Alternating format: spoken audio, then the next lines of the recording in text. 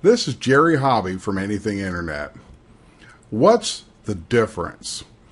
What makes your company different than other people that do what you do or sell what you sell? A lot of startups, people that talk to me about forming their business or have just started their business, are wrestling with this very question. The creatives I don't want to know. I don't know exactly if it's creatives or if it's a left brain, right brain thing, but there's a group of people that they want to come up with something that nobody's ever done before, nobody ever has. It's unique, and whether it's a product or it's a service, somehow they want to make something brand new. The other group of people look at existing business models and they say, yeah, I want to start a web hosting company, or I want to start a restaurant or something like that just looks like, they look at it and they say, that's probably something I could do and I might enjoy doing. And they're looking at other companies to pick something. So they're either trying to create something new or they're trying to pick something that already exists. Either option's perfectly fine. In fact, most people tend to choose the second one of picking something that's out there and then joining the herd of companies doing that work.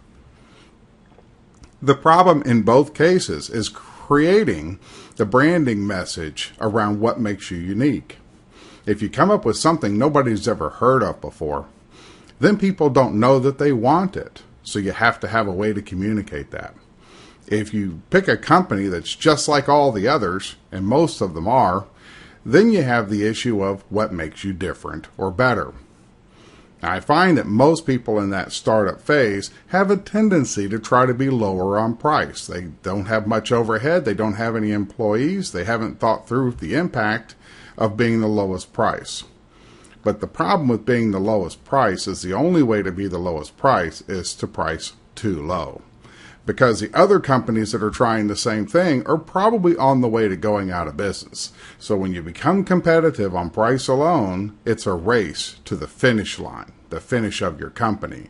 You don't want to be in a hurry to go broke. You need to have a way for people to understand what it is that you do in a way that makes them want to do business with you before price even comes up in the conversation. I've learned through my own research and my own experience that most people, at least with service-related companies, most people choose who they want to do business with first, before the price even comes up in conversation. Now, if you're selling things like cell phones or something, then price is pretty much it. But still, Verizon and AT&T charge a whole lot more than, say, Cricket and T-Mobile. Why is that? Why do people pay Verizon, maybe potentially twice as much for their phone service? Because they're getting something, or perceived they're getting something that they wouldn't get at the other carrier. It's things like that. So Verizon knows how to do that. And Sprint and everybody else have all found their way to say, this is how we're different, and this is what we cost, and they target something else. Verizon says they have the best quality. Sprint says everything's unlimited.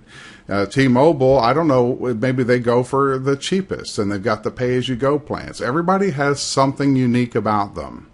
And that's what this is about. It's about finding out what is your value, your unique value, and where do you compare in your market space. And the way to find this out is to ask yourself, why do people do business with me?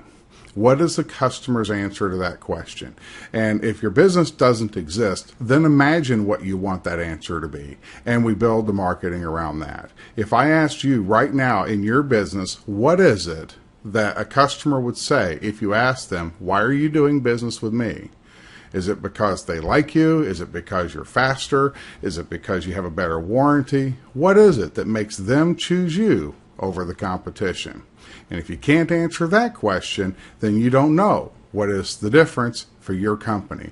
So what is the difference or the differentiator for your company? If you don't know, that's how to find out, and we can help you. Now, in the case of Anything Internet, our difference is that we really care about our customers having a successful online business, where most of our competitors just want to build a website or do whatever they do. We do the end-to-end marketing. We do the extra service. We talk to our customers. We get to know their marketing goals.